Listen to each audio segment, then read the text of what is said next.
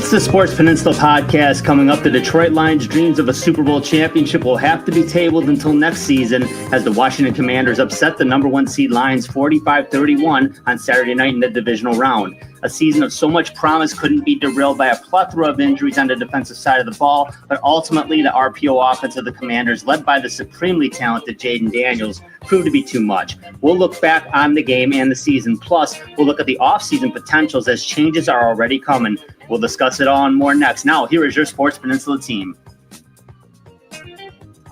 Welcome, everybody, to the Sports Peninsula podcast. My name is Dave Brzezinski. Drew, it is January 20th, 2025. Happy Martin Luther King Jr. Day to everybody out there watching this today and watching it during the week, especially when we show out on the ESPN network on Saturday night at 7 p.m. We're going to talk some Detroit Lions. We're going to talk about the game on Saturday, Divisional Round playoff game, and talk about some of the offseason stuff that's going to happen and that's already started to happen. And I'm joined by Coach Andy Shield, Marine City Mariners. Coach, how you doing? Still smarting a little bit, Drew. Still smarting a little bit, my friend. Yeah. And, as we all are. You got two wonderful dudes and this guy. But three guys that love this team. And we've been doing this for a long, long time. And I think we probably are going to learn that we all share a very similar sentiment, that we're not devastated. Although, of course, we were hoping to be talking about playing the Philadelphia Eagles right now, but that is not going to be the case. But, still smarting a little bit, but, such is life. Indeed. And also joining us, the Youper, Brad Harrison. Youper, how you doing? Thanks, Drew. Yeah, I think I may have said this on the last pod I was on. I may not. I don't know. I've said it a couple times to a couple different friends, right? But this is not the beginning or the end. This is just the ride we're on, and this stinks, man. This was hard. We took a pill we didn't know was coming. That was some bad medicine, but you got to keep moving forward. This is what launches that team into the future, and it's not what any of us were counting on. That's for sure. Yeah, absolutely. Guys, I'll start this out. I talked with Coach yesterday a little bit, certainly in preparation for this, and most towns like Detroit, you have four major sports teams, and most of the fans are fans of all of them. Now, we all have our wheelhouse, right? Some of us like some of the others more or less, but we support all of them. We, as Detroit fans specifically, we have to take our mindset away from how the Lions as a whole have performed and have to look at it more as how sports in Detroit have been, which is, this is not the same old Lions. You got to look at this Lions team because, Brad, you said it. It's not the beginning or the end. It's the process. We got to think back, if you're old enough to do so, if you remember the early 90s Red Wings, right? They went from really bad, and the Red Wings went 42 years without a Stanley Cup championship, right? The Lions haven't won since 57. They hadn't won since 55. In those early 90s, man, they were some really good teams, but they fell short. They'd be upset in the first round. Coach, we talked about that 95 team. They get swept in the finals by New Jersey. The next year, they set an NHL record for points in a season. And then they get their asses kicked in the Western Conference final. Even though they lost 4-2, it was not pretty. The next year, in 97, it actually didn't look that great. They were hanging third seed. And it wasn't until Fight Night at the Joe, I believe it was March 26, 1997. A lot of us remember it very well. It changed. And then all of a sudden, it was like a different club. They came together. They ended up winning the cup that year. And the rest is history. 25 straight playoff appearances, 4 Stanley Cups, etc. You got to look at the Lions kind of like how the Red Wings were in the early 90s. They keep getting better, but there's lessons to be learned. You got to look at the 1980s bad boys Pistons. They didn't just go in and start kicking ass and winning championships.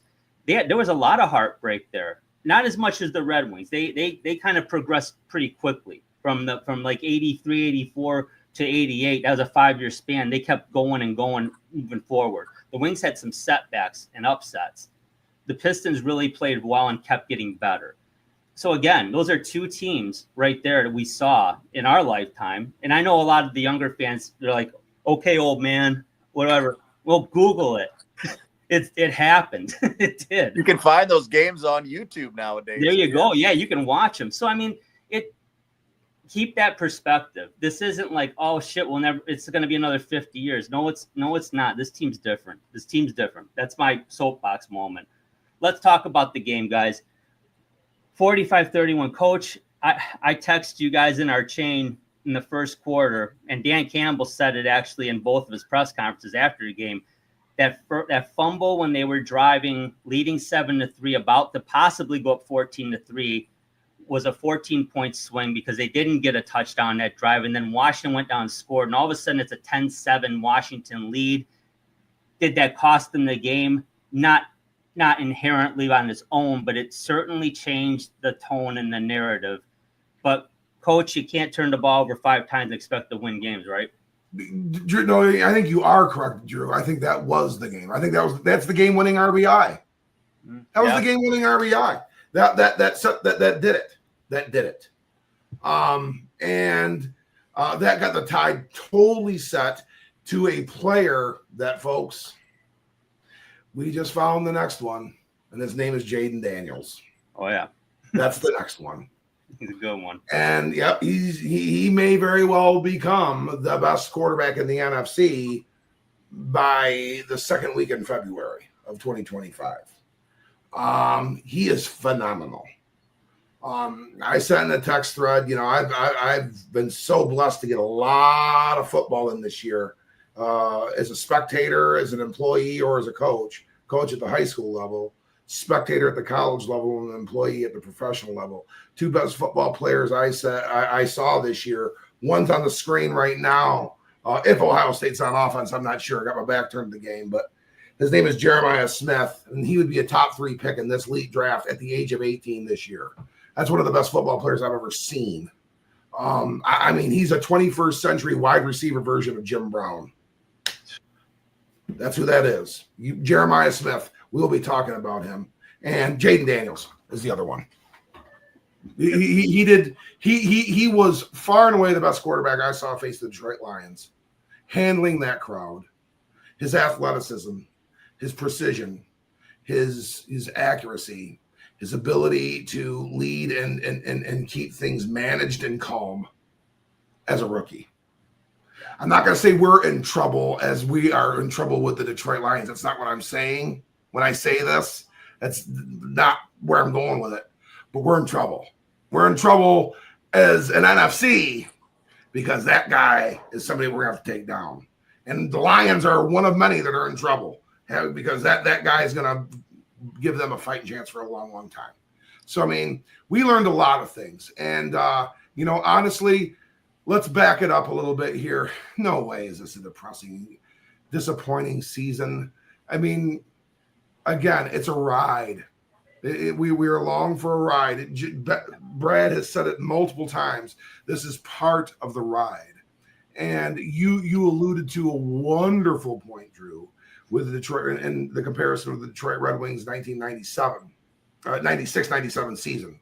But preferably in you know, I guess the summer of 1996, late spring, early summer of 96, May, beginning of June, when they lose to Colorado in the Western Conference Final. This was starting just to be like, okay, I don't know if this is, you know, I guess we wait. And we waited for about 12 calendar months. And then, you know, wonderful things happened. Yeah. You know, we lost that game, and people did not go into SOL mode. I didn't feel that at all. No. There. People did leave a little early, and you know, honestly, the wind was taken out of their sails, and you know, they were sad. They you know, and instead of being overreacting, I'd much rather have them leave the stadium, and they have every right to do so, than boo. We didn't need to hear that. No. We didn't see that. But you know, hey, so many wonderful things took place this year. This is a phenomenal team. It's another tone setter. This probably is the 1995-96 Detroit Red Wings, version of the Detroit Lions, Drew. Like the best team, like regular season performance. I think that may wind up sticking for maybe ever. But I think we're going to have some championships to talk about down the road. I'm with you both, gentlemen. I'm with you both. Yeah, I've got you, Coach. I'm down with that. And Brad, when we talk about that comparison, that 95-96 Red Wing team was an offensive juggernaut. 96-97, they became a much tougher team to play against, less of an offensive juggernaut, still with the talent there, but a lot of mindsets were changed, roles were changed. They added a guy like a Shanahan. Now, I'm not saying the Lions are lacking. You know what they're lacking? They're lacking a lot of the guys who are on the IR. Those guys would have helped. I'm not using it as an excuse. But I'm not going to excuse my language. I'm not going to deny that it's there.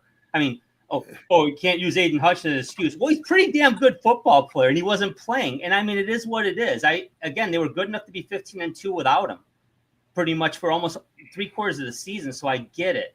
But you can only lose so many guys at that level and expect it. That defense played their asses off. They hit the wall, in my view. But Brad, talk about what you think they need to make in terms of, and maybe I'm jumping the gun a little bit here, but I mean, they got to make some kind of adjustment. I fear these RPO offenses. We've seen Lamar Jackson torch them not 2 years ago. We just saw Jayden Daniels torch them. The RPO is a scary offense, and they seem to not – they had a better handle on it this year, but it's still a problem. It's a problem for everybody, but what do you think? Yeah, I mean, speed on defense is where they're going to go.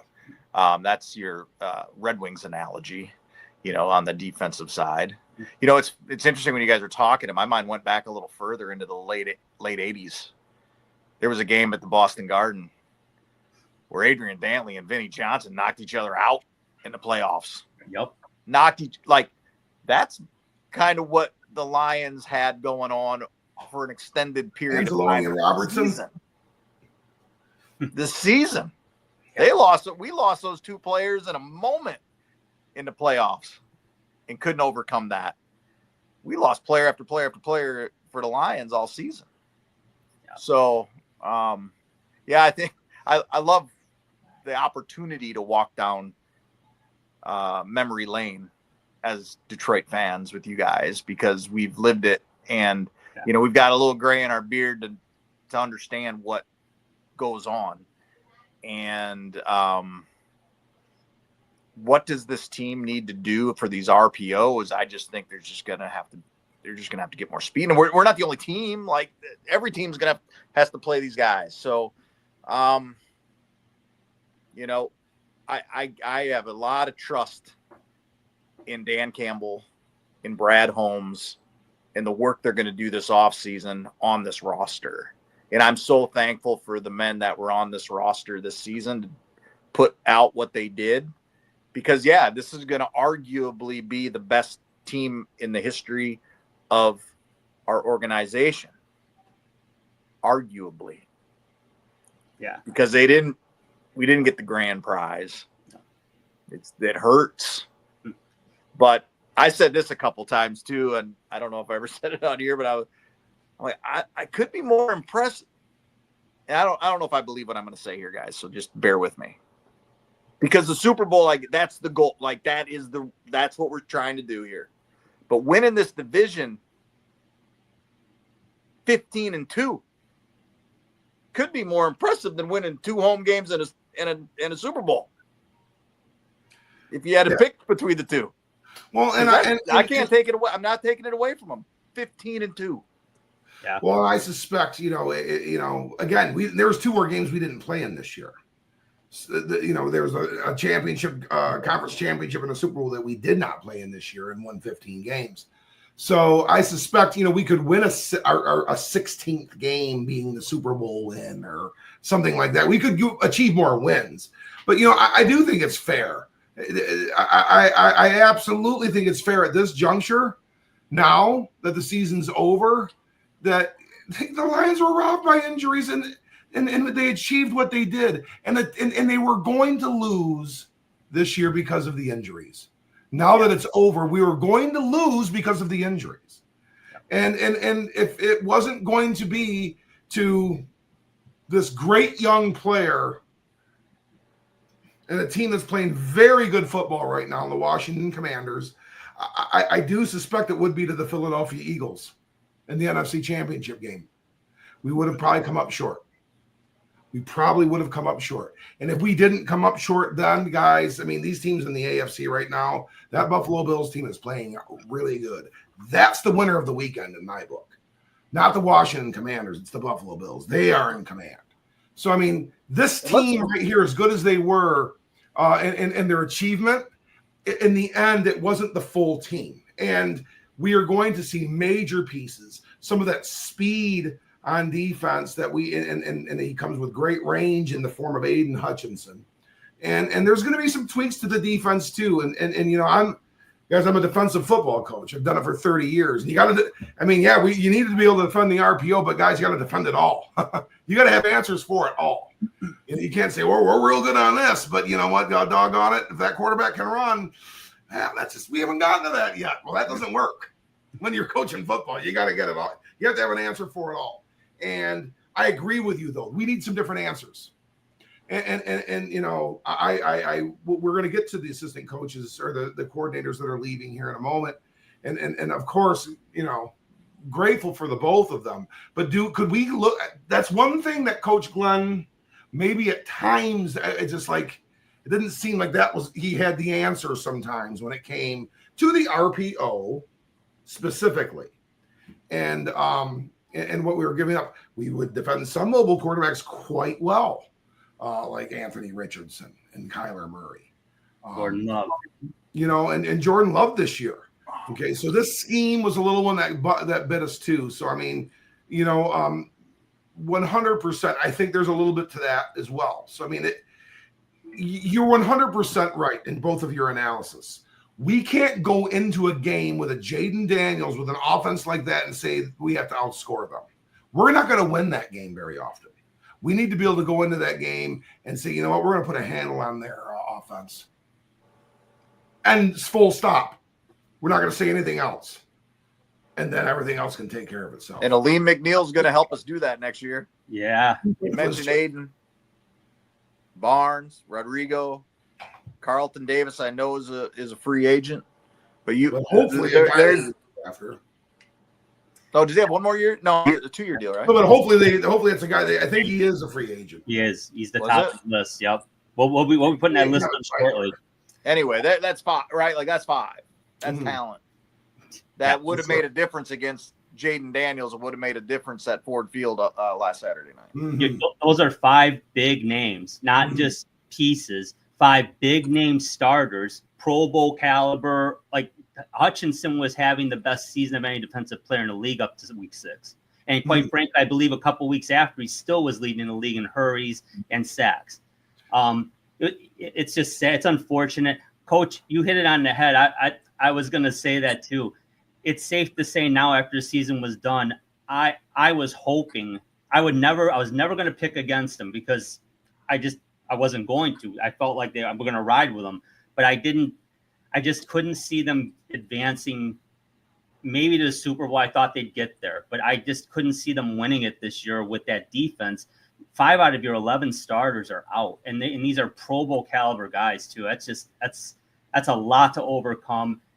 Kudos to that defense. But Coach Glenn did make the adjustments, and that was week 3 against the Cardinals. They had a pass rush that was more of a contained pocket collapsing pass rush, not pin your ears back and go after them. And then they were playing aggressive man coverage. And now it's all anyone talked about this year. It's like, but did they play that last year? No, they didn't play 2 years ago either. They didn't play that kind of a defense. They did it this year, and it worked until, like you said, Coach, all the injuries, the attrition. It happened. It is what it is. Washington played a great game. They did not make any mistakes. They capitalized on the mistakes. They won. And then getting back to what Brad said, and great Detroit sports parallels like Game 7 at the Boston Garden in 1987. Yeah. You had your Anzalone Robertson collision was that really in some ways could be viewed as Dantley Vinny colliding. It's a very good comparison. Oh man, I can still remember the heartbreak I had. Because now we lost yet another very good defensive back. Yeah. Thankfully he's going to be good to go in the offseason, ready to go for the we'll have him back. Yeah, he is back, definitely. Guys, let's touch on a little bit of what we did see here. There's a lot, like we've already been talking about, a lot of positives, man. This one hurts bad. But, man, this is the best regular season by a Lions team in a Super Bowl era. Most points scored in team history in a single season, the first #1 seed in the Super Bowl era. They've been 2-2 in the playoffs since 2023. And I know that's a 500 record. They'd only won one playoff game between 1957 and 2023. Okay, so that's hope. That's encouraging. 4 playoff games in 2 years. Yeah, exactly. And I mean, it was a season for the ages in Motown. When I say that, you can list the names of the guys: Goff, Gibbs, St. Brown, Williams, Montgomery. They all had fantastic seasons. Jared Goff did things this year that sometimes other quarterbacks have never done, and that includes a Brady, a Breeze, and a Manning. To have 15 wins, over 4,500 yards passing, and a 70% completion percentage, and over 110 QBR rating, and in a single year. None of those guys had ever done that before. That's incredible. He didn't play well on Saturday. No, he did not. I wouldn't say he was awful, but he didn't play well. He didn't play well. He made mistakes, obviously. But it is what it is. You know, some people say he's a piece of junk and they can't win with him now.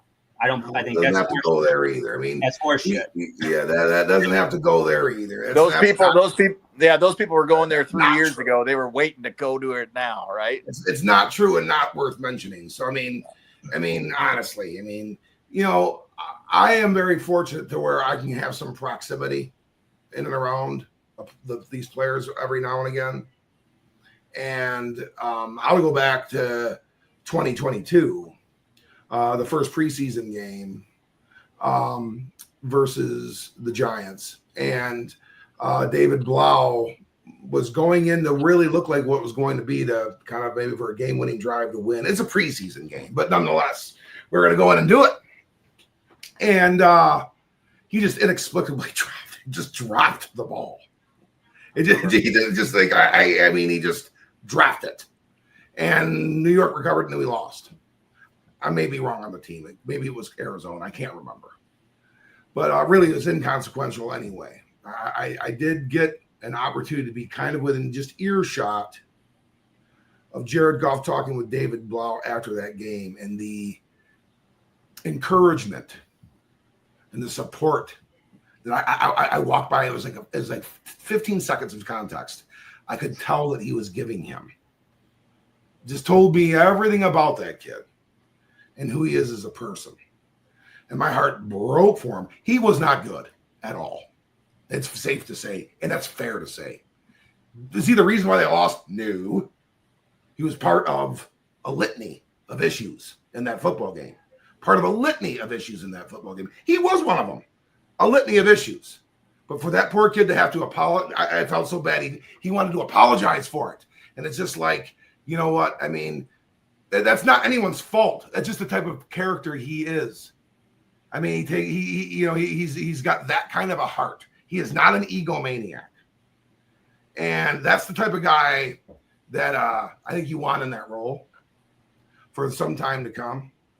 And he will be. So, I mean, there's a lot of talk at one of our other rivals, the Minnesota Vikings, and what they have an issue at quarterback. We don't have that issue. We do not have that issue at quarterback. If we have an issue at quarterback, Drew and Brad, it's like what we were talking about. Do we have the right type of backup for Jared Goff? Because we're really not looking to develop somebody behind him right now. I don't think. I think he is the guy. So I think we need a more of a dedicated backup. That's my thing for that position. We are in a golden spot with that guy. And, whether he threw some interceptions, the fumble's not on him at all. Interceptions are part of the game. He had 38 passing touchdowns, I believe, this year. Mm-hmm. And he threw a few more interceptions than he did last year, but I mean, what did he throw him 10? I mean, it wasn't. It's not like the good old days when Joe Namath would throw 25 touchdowns and 29 picks. I mean, the guy's massively efficient. He is going to be who we are as an offense for quite some time, and he's the perfect fit. He's the perfect fit for a defensive-minded football team. Jared Goff's the type of quarterback you want in a defensive-minded football team. So I think that is the direction we go, and that guy is going to lead that charge on offense. Yeah, he had only 12 interceptions, 37 touchdowns this year. Outstanding season, 4,600 yards. I don't expect that next year, to be honest with you. It's not realistic considering he's the only guy that did that in a single season. It's going to come down. I think his efficiency is going to stay relatively similar. But that's now, the only thing that matters. Yeah, that matters. Exactly, because I'll remind. Here's the other Detroit sport analogy. When the Pistons weren't winning championships, Isaiah Thomas was averaging 25 points a game. You know how many he averaged when they won their championships back to back? I think 18 or 19. Yeah, Steve Eiserman. Yep. Steve Eiserman had 165 points in 1989.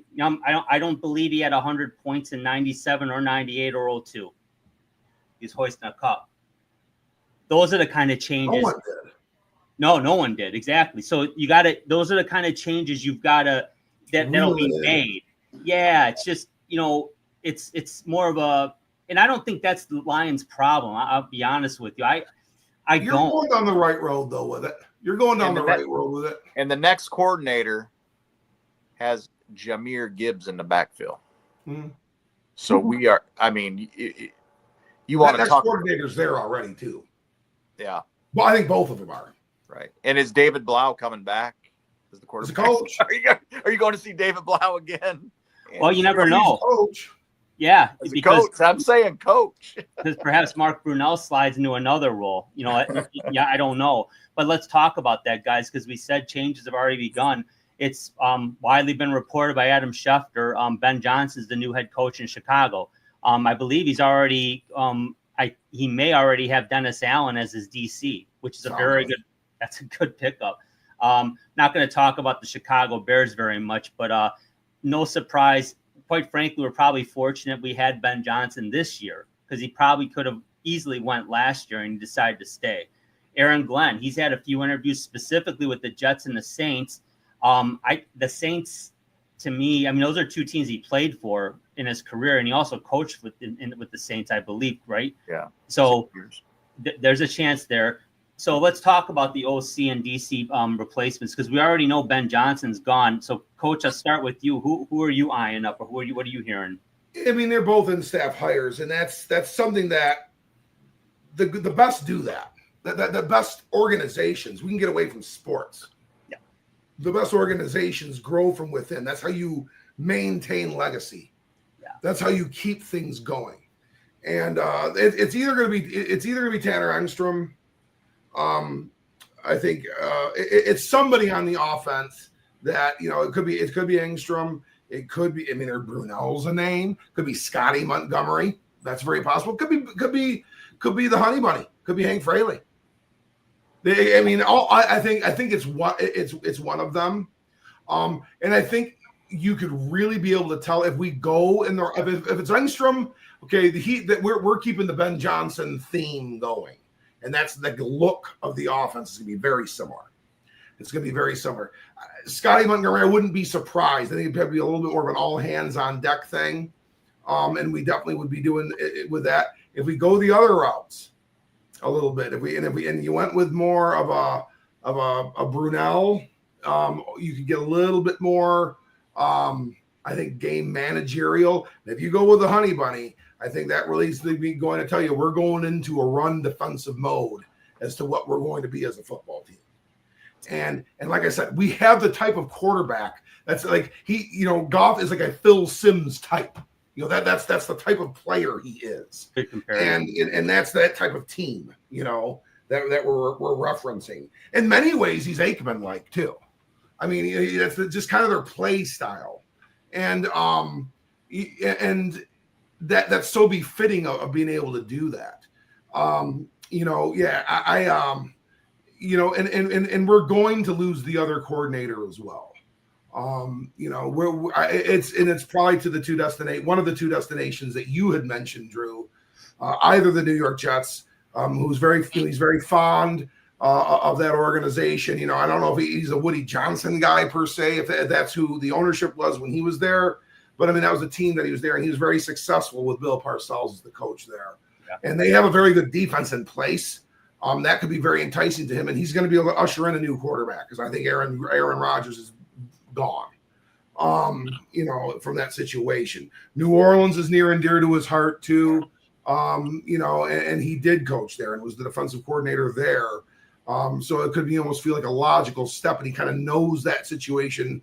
Probably just second to Detroit at this point in time because it's the most familiar that he's with. We're going to lose him to one of those two locations. We lost the other guy in division, and so I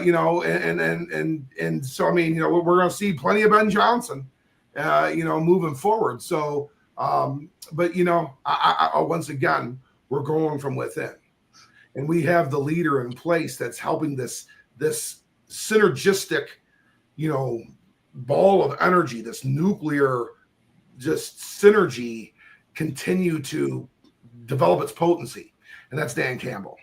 And I think Ben Johnson is a great football coach. He's a bright mind when it comes to X's and O's and execution and that kind of thing. He's got a few things to learn when it comes to leadership. And I think the guy, the big tall, Texas A&M Aggie over here, they've got a few things on him on that yet. A few things on him there yet. I think he's got a few things on Mr. LaFleur on that. And I think he's got a few things on Mr. O'Connell too. Mm-hmm. So, I mean, we've got the guy there. I'm not worried about any one of those guys. Thank you for what you did, but we'll see you in Ford Field. Yeah, you're right, and you make a good point. Before I throw it to you, Brad, because I got a question for you. But when you talk about how you cultivate a culture, you have to. And like I'm an automotive. Now, when I started 25 years ago, it was I'm going to show you just enough so that you can function, but I'm not going to show you too much because you might take my job. So F you, go rot on an off shift. Well, you can't do that anymore. It's not realistic. And quite frankly, it's derelict in your responsibility as a manager. Me personally, I have a very small team. I have 3 people on my team. At least 2 of them could take my spot right now. And I don't fear that. It's not like, oh shit, I'm going to get fired. No, it's like, no, where's my next spot? Because we've got the folks in place. You won't miss a beat. And I think that's the same mentality. One name I want to bring up we hadn't talked about. What about Antoine Randall? What do you think about him? He's another. Well, we're talking about men who've been with Dan Campbell and the former offensive coordinator as long as they've been here. They're not doing this in a vacuum. I hated to see Anthony Lynn on that sideline of the Commanders. Good for him. Yep, good for him. But when he failed here, Dan Campbell took over that play calling, and that's when it turned around. And Ben Johnson and Antoine Randall were key in getting those game plans together. So, once again, to the coach's point, I'll be disappointed if they go outside of this organization. And I don't see they don't have to. Now, who else is leaving with the former offensive coordinator? Who else is leaving when Aaron Glenn, right? Like, yeah. That's interesting. Hank Fraley interviewed with Seattle already for their OC, right? Like, we're not accustomed to this as Lions fans of having this staff being in demand. So we've got to figure this out. And I'm with both of you. This is a group of men who have been here and learned from what's been happening around them. I was excited to hear Coach Campbell talk about how involved he's going to be in every hire and how he's going to talk to Jared Goff about this OC. And I still am excited about it. And then I got thinking about Oh man, I'm so glad Jared Goff is not Aaron Rodgers, because that's what he was doing over there in New York. This is a different deal, man. He is diametrically on the opposite. The absolute opposite. Thank you. But Jared Goff is going to have a voice, and I'm glad for that. Rightfully so. This is this unit offensively, this unit defensively. They exist. They're strong. They're going to learn from their errors, and this thing's still Dan Camp. We obviously the meme. This is still this. This is still this, fans. Hang in there, man. Yeah, it sucks, but it's still this. And when you promote from within, you're going to limit some of those departures because people are going to see that they have a chance. Now on offense, there's a logjam. They've got a lot of veteran coaches: Hank Fraley, Antoine Randall, Scotty Montgomery. We've named. We can keep on going on down. Mark Brunell. We could go keep on going, and it sucks. I mean, I'm a career assistant, and when you don't hear your name called, sometimes it can be a little bit demoralizing. And you do kind of take a look, and these guys want to try to climb the ladder as well. I can understand. I think on offense, there's a chance that we lose a coach or two because they're going to get their other opportunity, and that may not be coming here. And when that's the case, I mean, we ultimately can't be too upset. With the exception of maybe where they land, it could be something that we look at with maybe one eye, but we're not going there today. Don't need to. That's not hurt anybody, and that includes me, you, and the Walls too.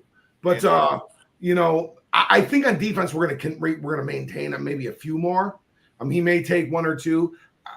Because if Calvin Shepard's not the defensive coordinator, I see him probably with Coach Glenn, wherever that might be. That was one that I thought maybe they could think about going outside the organization with. And that still potentially could be the case. I do not see them mentioned with Robert Saleh at all, who is still taking head coaching interviews. He had a second interview with the Jets, actually. Or the Jaguars?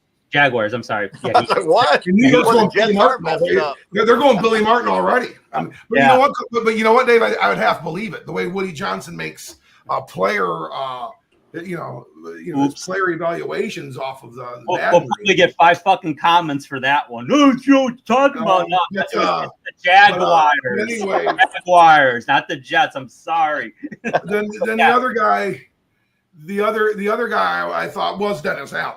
But it looks like he may be going to Chicago with Ben Johnson. That's a good first hire, Ben. You're going to want to get some guy in here that can do some play some defense for sure. I still think that's on our staff as well. But there's a great article that Drew and I don't know if Brad you were able to read it from Jeff Seidel of the Detroit Free Press. It's a 3-part one, and it's really kind of like almost like a requiem to build the empire, and really how this is getting built from the ground level, and it kind of starts at the end of the 2021 season when Rod Wood sat and talked with a few guys, and Matt Stafford made his intentions clear that he wanted to move on, and that because there's going to be a new regime change, and kind of how Sheila from that point in time reached out to, I believe it was the guy that ran the Eaton Corporation, the retired, CEO of there on some of his thoughts. And then this thing started to kind of build. And then Chris Spielman came in, and I believe that was a Rod Wood recommendation. And marrying the business side to the football side and making it a one, piece, which you two gentlemen were involved with that. And maybe you did or did not realize how severed it was. And that's just not how it works. We didn't know that. It wasn't our decision either. But I mean, now we get it. Now we get why the freaking Lions were not ever going to get anything really done. They were a dysfunctional family. So Brad, I mean, you can speak to that more than I can. That's over. Well, it was just an interesting time when the business side went to Ford Field and the football side went to Allen Park, and Matt Allen didn't want anything to do with the business side. Like that was a decision that was made from the management. You guys do your thing, we'll do our thing, and then there was a disconnect. I remember I was talking to some folks at the wild card game against the Rams, sitting in that section, and hearing that Chris Spielman goes to Ford Field every Tuesday for lunch just to like make everybody, just to talk, right? Well, here's what happened on Sunday. Here's what we're thinking about next week. I mean, if he didn't do that, nobody would fault him that he didn't do it. But because he did it, makes that organization a whole. So, yeah. Well, there's some really good decisions that have taken place under the watchful eye of Sheila Fordham. You know, the hourlies, a lot of the kind of the rank and file employees are over on Adams all the time. They are not over at Allen Park, which is more of the exclusive kind of the glory guys, or over in Allen Park. So for Brad, what Brad's saying there, I mean, that's that really is marrying the rank and file to the upper brass. And creating this kind of thing. And that's what we have here now, folks. That's different than the past. So who cares what coordinator went where? And really, ultimately, who cares that we lost in the divisional round of the playoffs? Because we know we weren't the real Detroit Lions that are going to take the field in 2025. That's a good point. Yeah, that's a good point. That makes a lot of sense. Guys, you know what? Great points. This is great conversation. Want to flip it to the free agency, and we're not going to talk draft, but we're certainly going to have a lot of draft coverage starting in about a week from now. We're already going to start our positional breakdowns every week leading up to the first round of the NFL draft in April. I know Coach has already been working on it. I'm starting to get my hands dirty on it a little bit too. But at the end of the day, they're going to have to make some tough decisions. This happens every season, win or lose. So let's take a look at some of the key guys that are going to be potentially available here. And I'm going to go full screen on this just so that folks can see it a lot clearer. And bottom line is, you got Carlton Davis, and these are the guys I've highlighted in yellow. Carlton Davis, Kevin Zeitler, Levi Onwuzurike, Ife Melifonwu, Dan Skipper, Craig Reynolds, and Derek Barnes are all free agents. Now, gentlemen, the Lions will have, according to SpotTrack.com, about $67 million in cap space next year, which is the sixth most in the NFL. To retain all of those contracts, hypothetically, would put them still over about $45 million in cap space going into the free agency market. Morris Norris just re-signed, actually, a couple hours ago before we started recording this. And I do want to say this. I know I'm jumping around a little bit. Norris and Teddy Bridgewater came in cold off the bench in that game and played their asses off. Bridgewater completed a pass, and then also was part of that play on that triple reverse where J-Mo broke it. Was a huge play. Norris comes in and made a couple nice plays. I mean, when Ife went down, those guys, there's value everywhere. But there's a lot of guys on that list that are going to be possibly gone. And that happened last year too, right? I mean, the secondary got flipped upside down, right? I mean, we had Cam Sutton was at one corner. He's on the Steelers now, right? I believe. He had his legal issues. So Amik Robertson, Carlton Davis. I mean, you add those guys. You draft Terry and Arnold. Go ahead, Coach. Oh no! I just. Yep. You're knocking them out, man. It's just. I didn't think once about Cam Sutton this year. No, we didn't need to. Emmanuel Mosley was signed 3 years ago, and unfortunately, he just never could come back from those knee injuries. It's just too much. They had to retool that whole secondary. The linebacking core is in very good shape if they can get Barnes back. But Rodrigo will be back. Jack Campbell's a stud. Double A's a stud. Maybe they can add somebody there. Jalen Reeves-Maybin's still on there, and he's special teams captain. He missed a lot of time this year. He did come back for the end of the season. I think the depth in the trenches is going to be critical. But guys, Coach, I'll start with you on this one here. For this draft, I mean, the Lions aren't looking for a starter per se. If they can get one, that's fantastic. But they're looking for guys that could eventually be that, but they don't need to be in year one because there's starters abound on this team. Of course, like I said, there could be exceptions, but talk about that a little bit.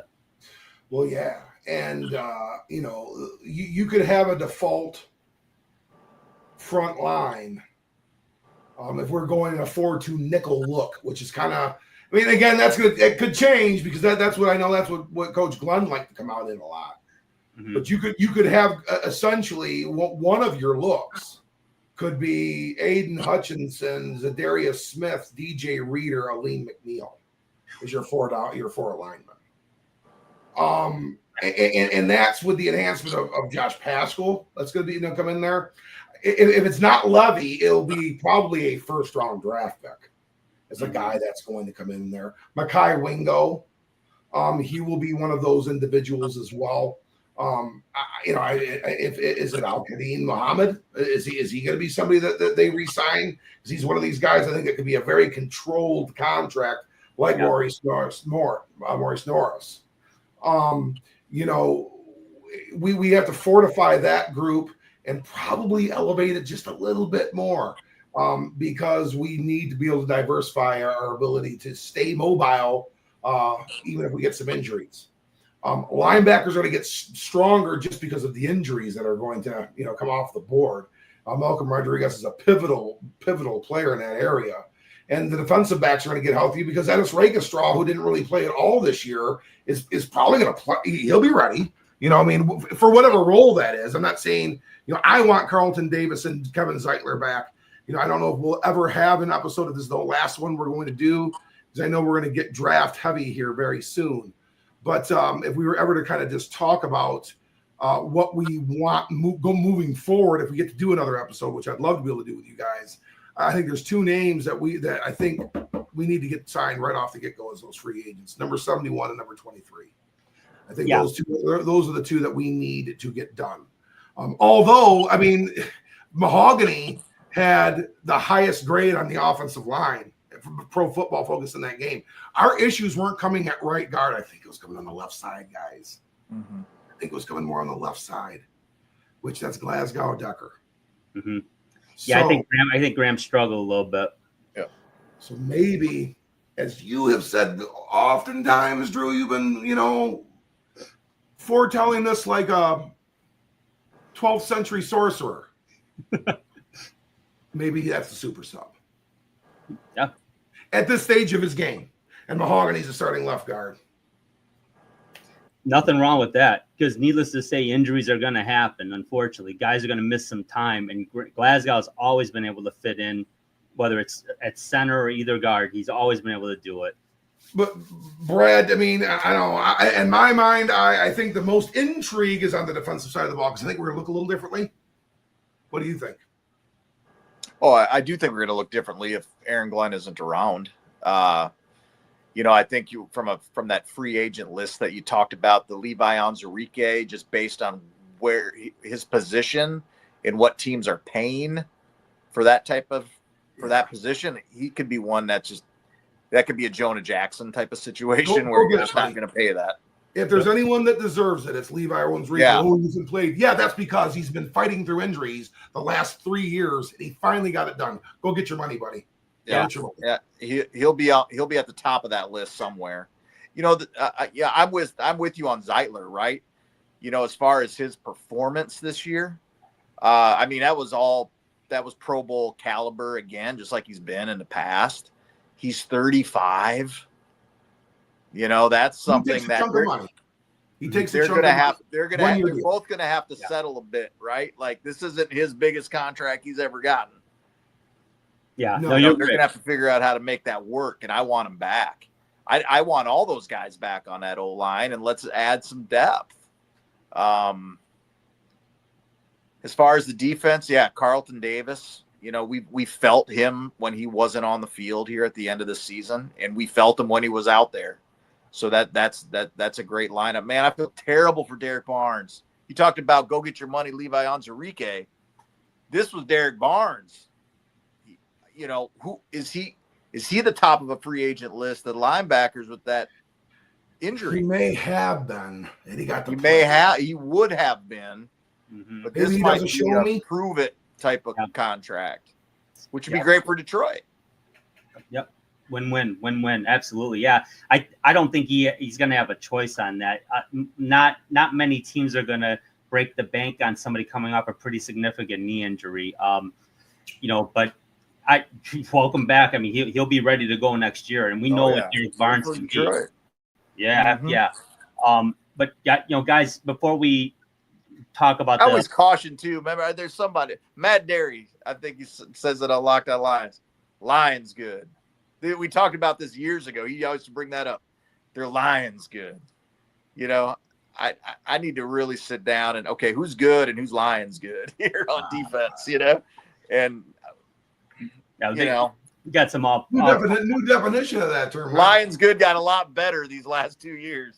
Yeah, it did. There's no doubt about that. I just, in just wrapping up this season before we touch on the playoffs for next week here in the championship games, this is going to be a little painful, but it is what it is. Again, the special season. I mean, as a fan, I'm brokenhearted that it ended this way, but the future is bright. The window ain't closed. And that's why I'm Mr. Belvedere. He did good work. He's going to take care of business. Well, I mean, I'm trying to be funny, but no one under 50 is going to get the joke. But at the end of the day, they're a damn good football team. They have, at least with the current situation, the current core players, they've got a 3 to 5 year window with these guys. They keep adding through the draft, replaced by attrition, whatever the case is. The window keeps shifting over. They are a serious Super Bowl contender next year. It would not surprise me at all if Vegas has them as the top odds on favorite to win. That doesn't mean anything, but we've never seen that. But at the end of the day, this is what happens. I'm going to make one more analogy in comparison here, and it's actually a Lion one, that 95 team.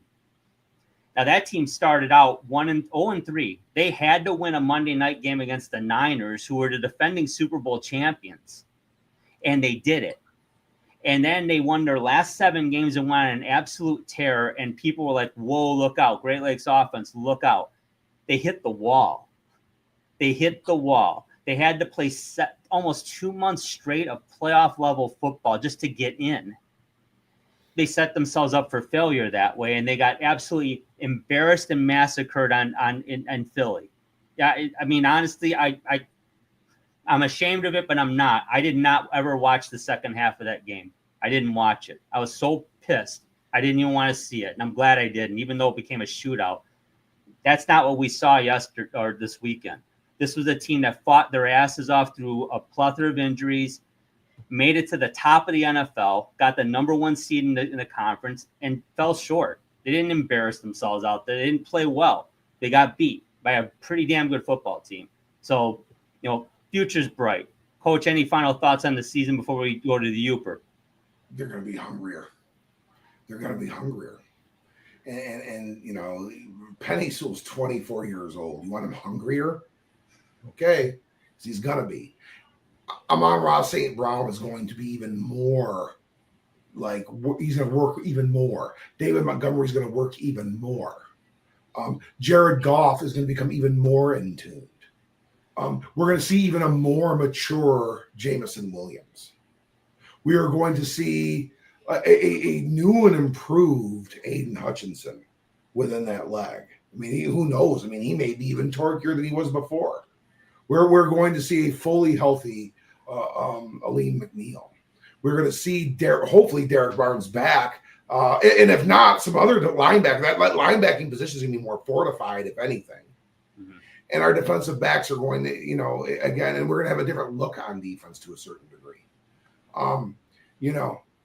It didn't work out in the end the way we wanted to, but in the end, it's going to. So this just isn't the end. Yep, exactly. It's a process. Brad, final thoughts on the season? Well, you talked about 95, how that was a playoff mindset just to get into the playoffs. Well, it was a playoff mindset to win the division this year. Mm-hmm. There's a lot of that going on. I mean, we're going to win this division. We don't have to win 15 games next year. No. That's probably This was nuts. So I can't imagine us going through that type of gauntlet leading into the playoffs next season. But, 15 wins. Incredible what it took. Took that to get the stupid division championship. 15 wins. It's amazing. It is. What are your thoughts, man? You guys hit it on the head, man. I mean, to have to win your last game of the season to win your division with 15 wins is mind-boggling. But again, I'm not discouraged because I didn't see a fundamental breakdown in this team. I didn't see poor scheme. I didn't see poor coaching. Everyone got rattled and everyone didn't play. Maybe, I'm not even going to single anybody out as having had a great game. They, as a team, they lost. They didn't get it done as a group, but it wasn't a failure. It wasn't a disaster. It certainly wasn't SOL. I'm very excited about next year. I really thought I'd be very bummed, and I'm not. I'm disappointed, but I'm not discouraged. And there's a huge difference. You can be disappointed. Hell, you can be mad about losing this game. I'm sure a lot of people are. Hell, probably 30 years ago, I would have been throwing stuff. I don't doubt it. But I still would be encouraged about next year. They have a hell of a shot next year. It's okay if you are mad. Yeah, I can't. Okay, that's okay. That's okay. Be encouraged. Yeah, I can't imagine they're going to, like you guys said, we can't imagine they would have to win 15 games to win the North next year. I can't imagine they're going to lose the amount of man games that they lost next year. I just I just cannot see that happening. I just cannot. But, it is what it is. We move forward, and we're going to talk about the championship games pretty quick here, guys. That AFC championship game, it's going to be a hell of a game. Bills at Chiefs. Real quick, Brad, who you got? I'm tired of the Chiefs. I got no reason, but I want the Bills to win. I'm just tired of the Chiefs. I got that. How's that for a breakdown? That's all right. Coach, who you got?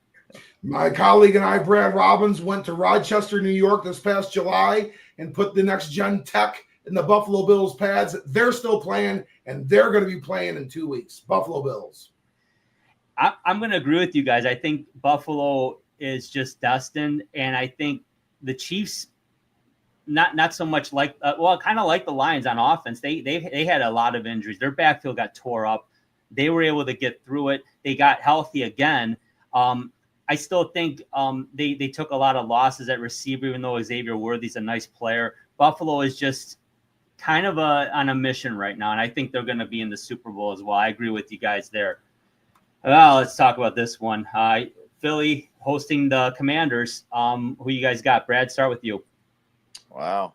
I sat there and watched Washington's defense thinking, they're not that good.